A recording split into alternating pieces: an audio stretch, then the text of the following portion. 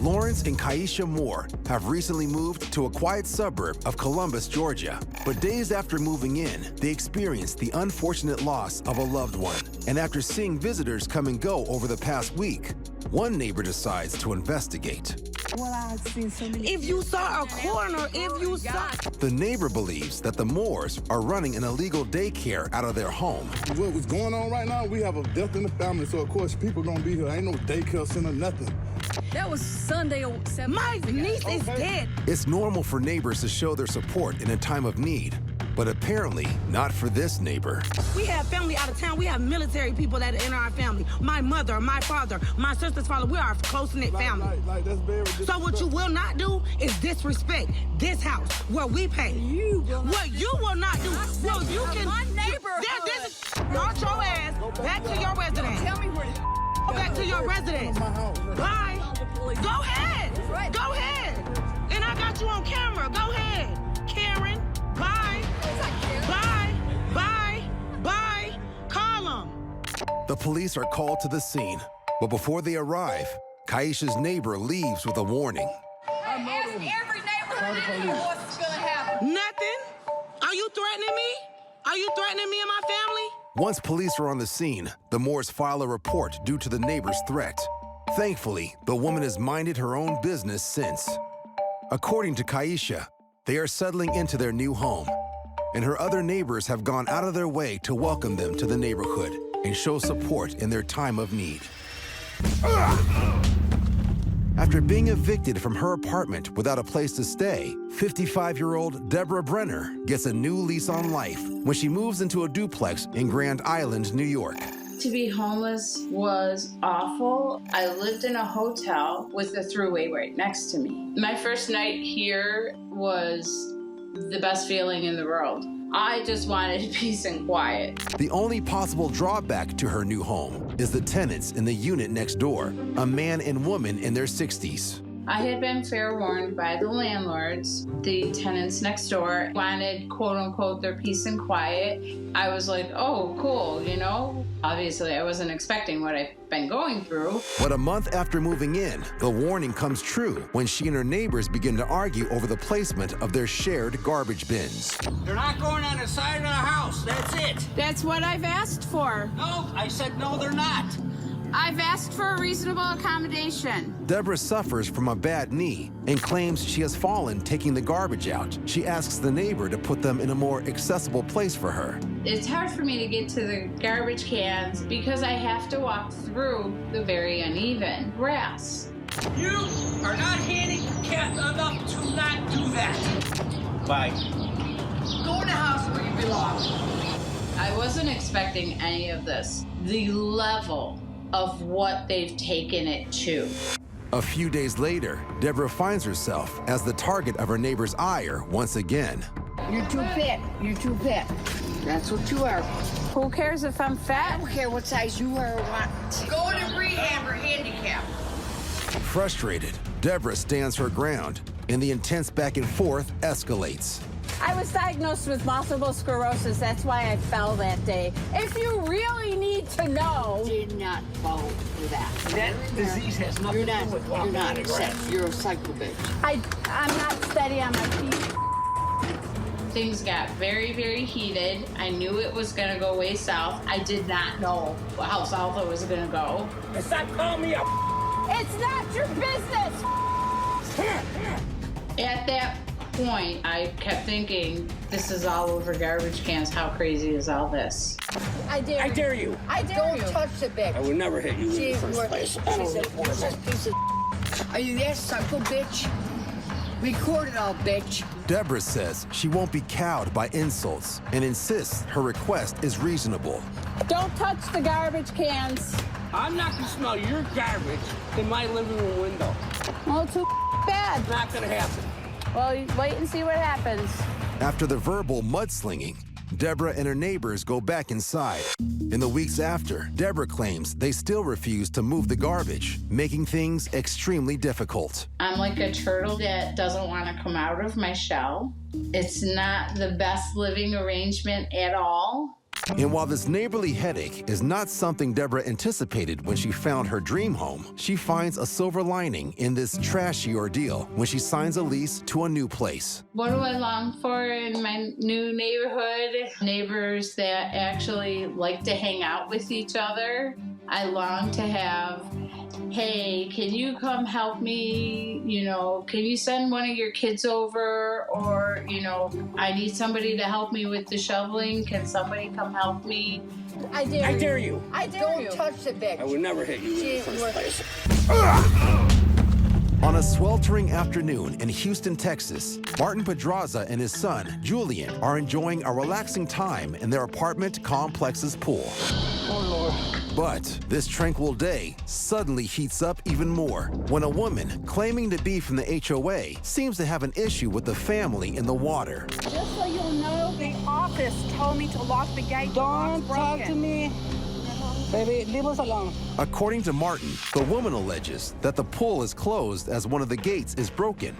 And he claims this isn't the first time he's encountered the woman trying to kick him out of the pool. These people are in violation. These people are troublemakers. Bitch, we live here. How are we gonna be in violation? I live here. There are rules. I live here too. I live here too. Get out of here. Leave us alone. I don't ever have to leave. I've been here 16 years. Good for you. Good for you. I feel sorry for the neighbors then. Read the sign.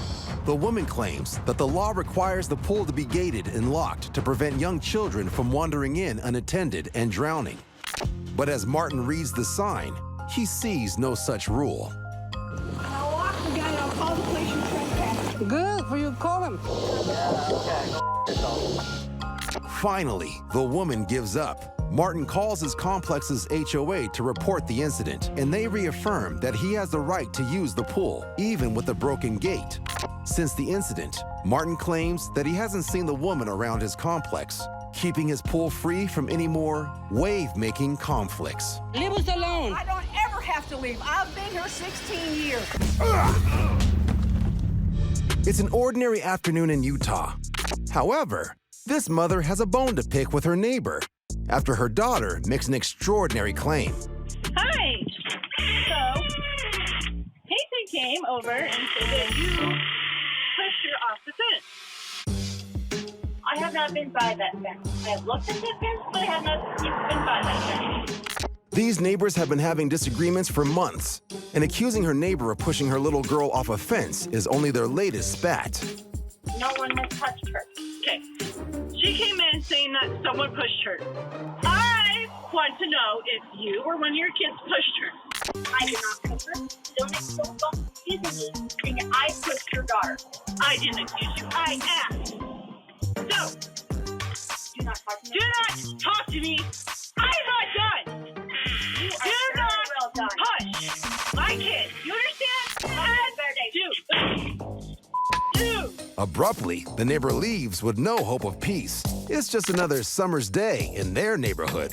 You don't talk to me that way, Heidi. Shut up, Hannah.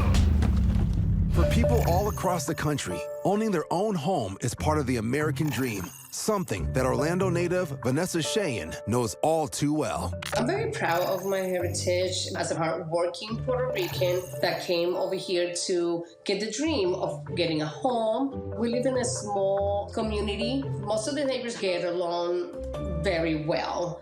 But Vanessa unexpectedly finds issue with the man living next door. At the beginning, he seemed like a nice person. After a few years, his son moved with him. And at the beginning as well, the son seemed to be fine, but I was wrong. I thought that I was going to live the American dream, and I'm living the American nightmare. The trouble starts on New Year's Eve, when a group of families in the neighborhood set off celebratory fireworks. We never had block parties, but it was New Year's Eve, and all the neighbors, we were doing fireworks, and we are having a good time, but they never joined. But as Vanessa helps pick up the debris the following morning, her next-door neighbor confronts her. I should have called the cops because it's illegal. They're illegal. You got them all on my truck. And you damaged my I hear him screaming and saying that I damaged his truck with the fireworks. I don't know why he thinks that, because the whole neighborhood was doing fireworks. You bitch!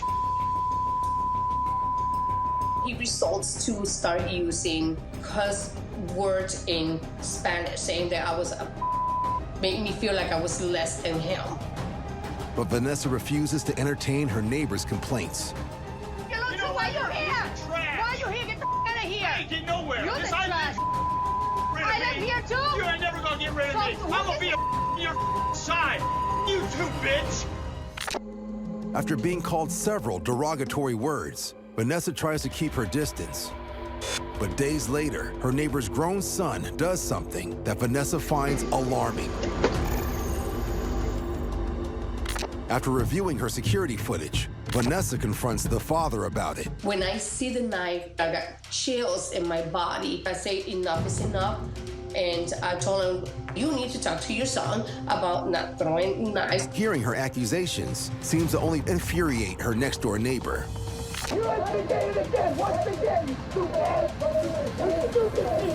To her relief, the man backs off, and she claims to call the police. But according to Vanessa, they are unable to help her. It feels horrible to get groceries out of your car and you need to look through the window of your car to see if he's standing there. Vanessa tries her best not to interact with her neighbor, even though she claims the man continues to antagonize her. You're nothing. And despite the ongoing tension, Vanessa is staying put and is determined to figure out a way to live in harmony. I should be able to live like any other person in their home, happy and stress-free. Let us live in peace and treat each other with respect. I'm gonna be your side. You too, bitch. Many people moved to the United States seeking the American dream, and that dream became a reality when 18-year-old Ana Reyes and her family moved to Arlington, Virginia from Ecuador. Moving here into the U.S., it was amazing compared to my country. We can walk along the streets. We can go buy any grocery we want without being scared of someone might be following us. But Anna's dream soon turns nightmarish when early one morning, her next-door neighbor, a woman in her 50s, is outside her door talking on the phone to the police, complaining about Anna's barking dog. Being loudly at 2:34 in the morning, 3:34 in the morning, and a revolving door of people coming and going in the middle of the night. She's standing in the front of my door, calling the police, yelling to us. Don't bring your dogs up here, barking at 2:34 in the morning. Shut up! In the following days, the neighbor's complaints turn more serious when Anna alleges that the woman questions her immigration status. Trabaja, pero estoy ilegal. No sé, es importante que yo hablo con policía. Home. Go home. Go home. It makes me feel so angry, so sick. Like, okay, this is enough. Leave my door! Leave my door! Anna claims that the police arrive at the apartment complex, and a warning for noise is given to both women. A week later, Anna's family again hears the neighbor outside their door, and Anna confronts her. Bye. Is here offering you a non-eviction. Bye. Bye. It's not mind your business. Bye. Yeah. Bye. It's not even her business if we are going to get evicted, but it was never true. Enraged, Anna takes matters into her own hands. Don't get into my physical space.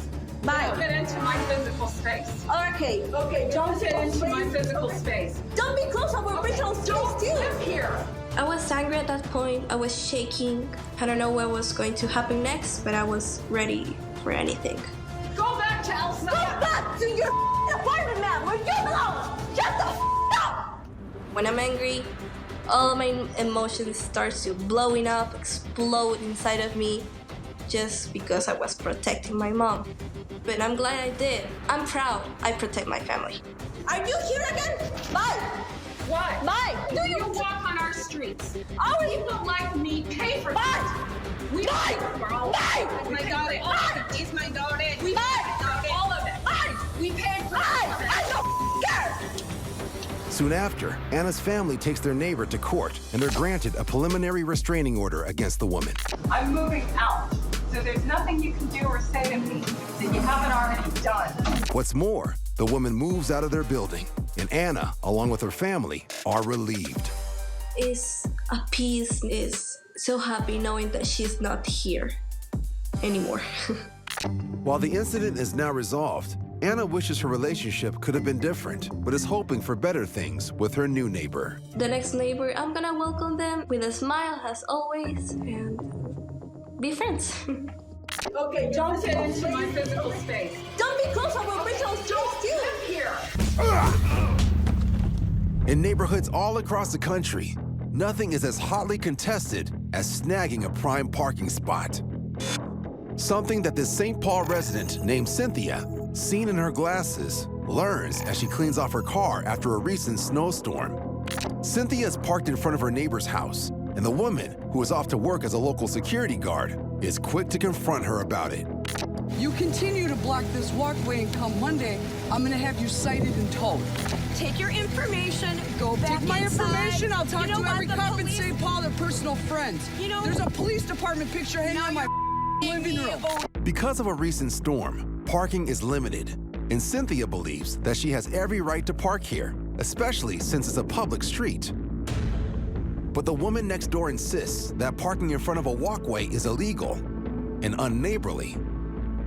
Stop blocking the walkway so we can get to our house. Why is that so hard for you to comprehend? Why is this a little bit of respect to leave this much walkway open so we can get to the front door? Okay, I'm done with this. I'm not on your side blocking your. Not to be left out, the mother of the woman with the parking complaint chimes in. I was loud when you were talking to the cop. Get in the house. I got this. In an attempt to explain the situation, Cynthia approaches the mother in the red coat. Her neighbor gets between the pair to keep the peace, but then suddenly loses her cool. I got nothing. We don't walk you hear me? In a shocking move, the neighbor lifts the woman off her feet and pushes her to the ground, and then doubles down with a threat. Don't you dare my family. You're with the wrong family. Don't. Stay in the street if you're that threatened. Alarmed by the altercation, nearby neighbors who are recording the entire ordeal call the cops. When the police arrive, they deliver Cynthia with the validation she needs. It is in fact legal for her to park in front of her neighbor's walkway. And while Cynthia decides not to press charges, she steers clear of her neighbor's spot in hopes her temper will finally cool. You don't want to back up. I have the right to make you back up. Don't you dare my family. You're with the wrong family. Gated communities boast a third less crime than non-gated ones. But what if what you need to worry about is inside the gates? Leo Lee and his friends all live in the same gated community. My neighborhood is in the middle of Palm Desert, California, and typically around there, especially in like the gated tennis club community, you don't really see too many young people. My best friends live around me. We're always out just up to something. We stick out a lot in that neighborhood. One evening, Leo is out walking with his friends. We were hiking all day that day, and it was scorching hot. So we just wanted to enjoy the cooler weather at night, just take a stroll. And that's when this red car pulled up, and this lady was very confrontational. A neighbor stops the teens and demands to know who they are. What is one of your last names? Whoever lives here, give me your last name. Call J. Edgar Hoover right now. Ben You're the guys Dover. that stole my pickleball bag. I'm really pissed at you. Pickleball? I didn't even steal that. I refuse to give personal information because I'm just uncomfortable with the idea of this woman knowing where I sleep at night. A rash of recent thefts within the gates have neighbors on edge. They won't give us their last name. But a neighborhood watch can quickly turn into a neighborhood witch hunt. I personally never seen any of this stuff. What? This is ridiculous. It is ridiculous, but if you live here, then what you're talking, let's go down and just show me exactly where you live. Yeah, let me meet your parents. Leo and his friends are not talking, so the women detain the teens while calling the community's security guard. They have no right to stop us. It's your neighborhood, it's my neighborhood, it's all our neighborhood, right? We live here. Yeah, so do we. We own here. So do we. I've been been stolen. Well, guess what? We didn't do that. Tell us your last name, and then we'll let you go. One of Leo's friends claims his father is on the line and will vouch for the teens. Don't worry about it. I live there. I've lived there longer than you have. Don't worry about it. I don't trust this. This is one of your buddies. But the neighbor is immediately suspicious. This lady is just like, this is not real. This is one of your friends. I don't believe this for a second. Because she thinks we're pickleball thieves. A car pulls up, but it's not the neighborhood security they are expecting. No, none of this. You will never profile my child like this. This isn't white. Profiling. I didn't even know the color of their skin. Turns out the man on the phone is the teen's father. You don't sit there and treat my child like that. And the neighbors are finally getting the chance to meet the parents. And if the neighbors think the teens are a handful, they haven't seen anything yet. My friend's parents are very protective of us, so they just came out swinging. I don't need you to sit there and our children are sitting there. Can they answer a simple question? Let me hear. And the teen's father has had enough.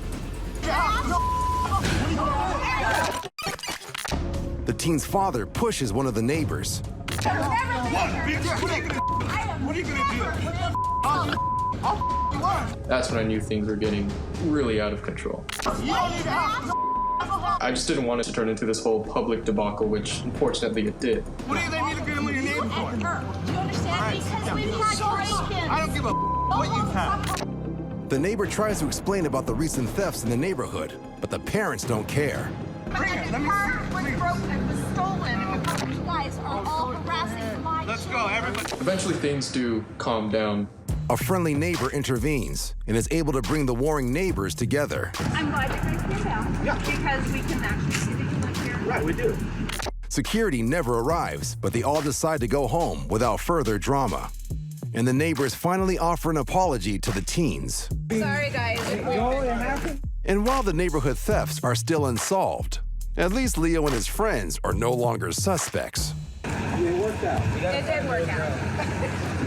I haven't heard from this lady or her friends since. You're the guys that stole my pickleball bag. I'm really pissed at you. Pickleball? I didn't even steal that. All I can say for certain is that I'm not going to see this woman at the pickleball court because I don't even know what that is. He could have just told me where you last name is, and then we would have been done. No, hey, no cursing, no cursing.